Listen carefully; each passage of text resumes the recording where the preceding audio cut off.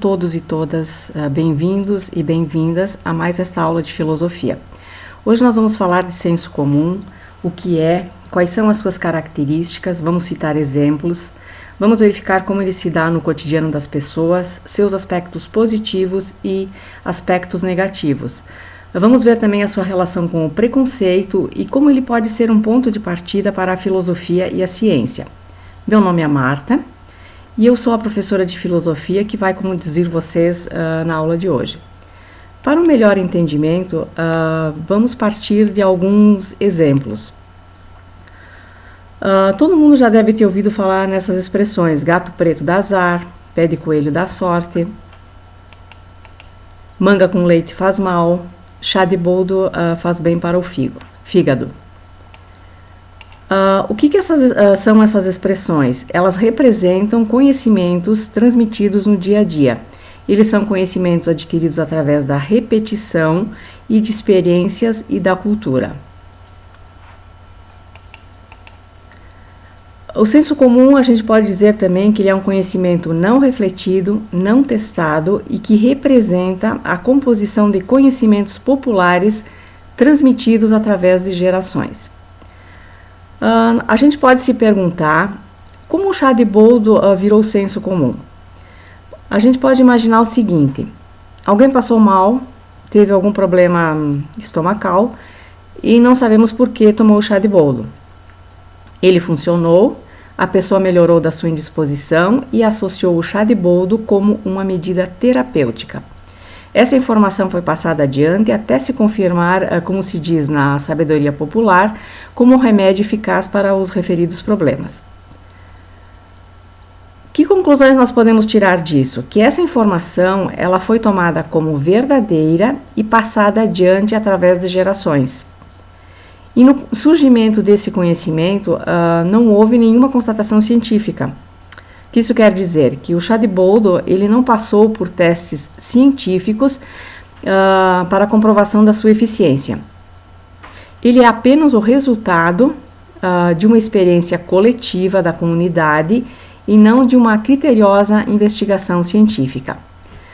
O que seria então uma investigação científica? Nós temos hoje um exemplo bem presente em função da pandemia. Diariamente a gente recebe notícias que tal vacina para o Covid-19 está sendo testada. O que isso quer dizer? Que ela está passando por uma série de protocolos característicos do método científico para comprovar a sua eficiência. Esse é um método demorado, minucioso e que segue todo um protocolo científico. Vamos ver então agora qual é a diferença entre o senso comum e o método científico. Tem uma citação aqui do professor e filósofo Silvio Galo que nos dá uma ideia bem precisa do que seja isso. Eu vou citar: a ciência é um tipo de pensamento que investiga os fenômenos da natureza e cria conhecimentos sobre ela por um processo de experimentação. É um conhecimento sistemático e metódico. Sistemático porque é organizado e procura relacionar as várias partes que compõem esse conhecimento, seguindo uma linha de raciocínio coerente. E metódico porque segue um determinado caminho previamente concebido. Um método para produzir esses conhecimentos utilizando ferramentas adequadas para a obtenção de um resultado. No caso do senso comum, não existe essa formalidade, e aqui está o grande diferencial. Ele é apenas um conhecimento empírico, isto é, ele é baseado na experiência e tem origem nas necessidades humanas. Outra característica do senso comum é que ele está presente em todas as comunidades e em todas as culturas. Ele apenas pode variar dependendo do grupo cultural.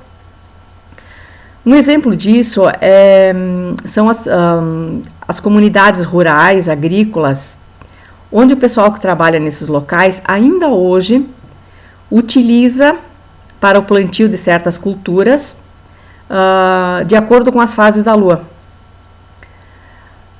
Esse é um tipo, então, de conhecimento de senso comum que é vivenciado apenas naquela comunidade e naquele contexto. Fora daquele contexto, ele não tem significado. Vamos ver agora os aspectos positivos do senso comum.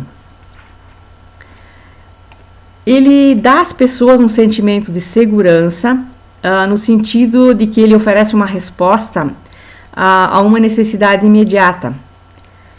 E para se chegar a essa resposta, não há necessidade de aparatos complicados para se chegar a ela, como no caso do método científico.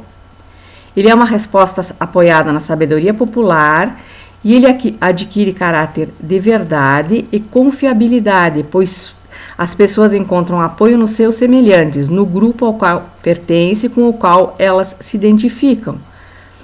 É o caso, novamente lá eu vou citar o chá de boldo. Quem indica o chá de boldo por uma outra pessoa é alguém próximo, é um vizinho, é a mãe, é um tio, é a avó. Então são pessoas do seu convívio, são pessoas em que se confia. Por isso que ele adquire caráter de verdade e confiabilidade. Podemos dizer que o senso comum ele também pode levar ao conhecimento científico e também ao fazer filosófico, passando ambos pelo senso crítico. De acordo com o filósofo Sêneca, a filosofia tem a função de confirmar as ideias já presentes no senso comum. Isto é, a filosofia sempre parte de algum conhecimento já existente.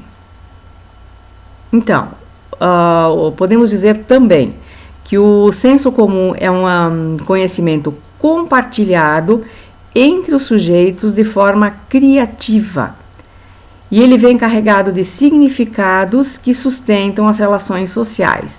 Isto é, são respostas a problemas, necessidades que surgem de forma criativa, intuitiva e que aproximam os indivíduos. Outra característica é que o senso comum, que a partir do senso comum, a ciência pode investir em pesquisas para problemas e dificuldades que ocorrem no dia a dia das pessoas. Eu vou citar um exemplo aqui, que é o caso da utilização do Guaraná pelos índios da Amazônia.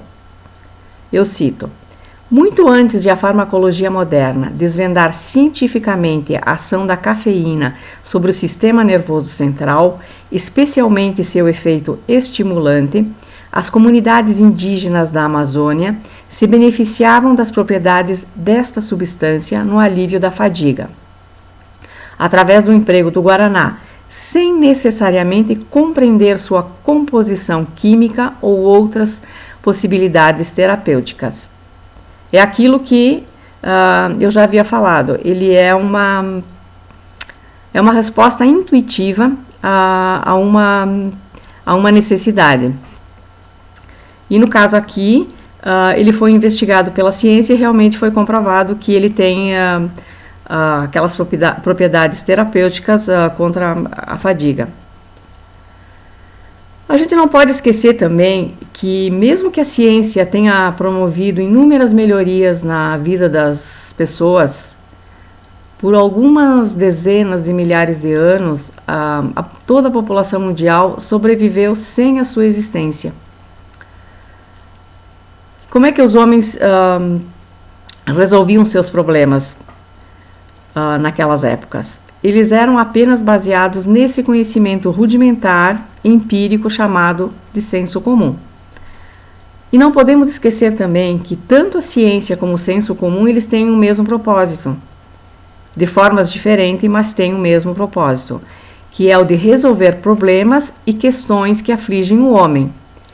E também eles dão respostas a uma necessidade de compreender o mundo a fim de que os homens possam viver melhor. A ciência faz isso através de métodos sofisticados e o senso comum através do seu método de experimentação, o método empírico. Outro exemplo de senso comum que foi testado pela ciência é o chá de boldo. A ciência investigou e comprovou que ele realmente tem propriedades medicinais. Vamos agora aos aspectos negativos do senso comum. Ele adquire esse caráter negativo quando ele é utilizado de forma depreciativa, interpretado como algo sem validade que precisa ser superado. E também quando os indivíduos portadores desses conhecimentos são chamados de ignorantes. E é também um outro aspecto, e este é muito importante, e eu acho que é o mais grave, é quando o senso comum é associado ao preconceito. Nós podemos nos perguntar, quando que o senso comum alimenta o preconceito?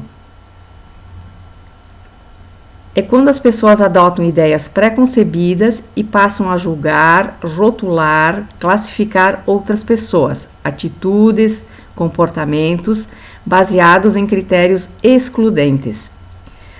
O que existe nessa ação é uma clara intenção depreciativa, discriminativa, baseada numa visão distorcida da realidade.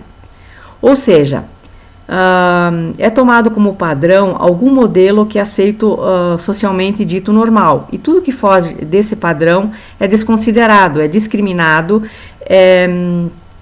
são adotadas ideias preconceituosas em relação a isso. Temos alguns exemplos. Por exemplo, a homofobia é um tipo de senso comum que seria uma espécie de aversão a pessoas homossexuais, bissexuais. A misoginia, que seria o ódio ou aversão às mulheres. A xenofobia, que é o medo ou antipatia por pessoas estranhas ao meio ou estrangeiros. O grave dessas situações é que essas pessoas muitas vezes são perseguidas, maltratadas, alvos de assassinatos e outras crueldades apenas porque fogem de um padrão estipulado, generalizado, dito como normal. Existem outras expressões que são expressadas, são formuladas no dia a dia e que são até banalizadas, elas já caíram são normalizadas. Por exemplo, muçulmanos são terroristas, mulheres são o sexo frágil, inveja branca, associando o negro ao comportamento negativo, mercado negro, que é aquele que promove ações ilegais, e novamente aqui a palavra negro sendo utilizada como sinônimo de algo ilícito. Então, essas expressões, elas são muito utilizadas e caem na banalização, na normalidade, as pessoas acabam achando que isso é normal. Elas pronunciam sem se darem conta da carga negativa contida nelas. Cabe aqui uma reflexão, e nós podemos dizer que uma das dificuldades no convívio social é a aceitação da diferença. E o preconceito é a não aceitação do diferente. O diferente é considerado inexistente e inferior. Preconceitos podem ser étnicos, culturais, religiosos, de gênero ou orientação sexual. E preconceito, a gente não pode esquecer que também é uma forma de violência. E a violência, ela não se define apenas no plano físico, ela é apenas mais evidente no plano físico. Eu sugiro a vocês aqui um exercício de reflexão, que vocês pensem nos espaços que vocês frequentam, nas pessoas com quem vocês convivem, se existem esses tipos de fala e em que situações elas se dão. Prestem atenção em como vocês se sentem presenciando isso. Esse é um exercício reflexivo que pode preparar vocês para o próximo tema, que será sobre senso crítico e o que ele tem a ver com a filosofia. Nós podemos concluir, então, que o senso comum é um tipo de conhecimento que pode ser útil em determinadas situações, mas a gente não pode se contentar somente com ele, pois em outras situações nós precisamos de um saber mais sistematizado que somente a filosofia e a ciência podem nos fornecer. Tem uma outra citação aqui do professor e filósofo Silvio Galo, que exemplifica bem isso. Eu cito: se ficarmos presos a certos saberes do senso comum, não avançamos para um pensamento mais elaborado, que pode nos descortinar todo um outro mundo. E ele diz também: não há filosofia sem um ponto de partida no senso comum, mas, ao mesmo tempo, se o pensamento permanecer no senso comum, não haverá filosofia. Bom, pessoal, eu espero que vocês tenham entendido quais são as características do senso comum, como ele se dá no cotidiano. Eu desejo a vocês profundas e proveitosas reflexões e eu espero vocês na próxima aula. Bons estudos e até lá!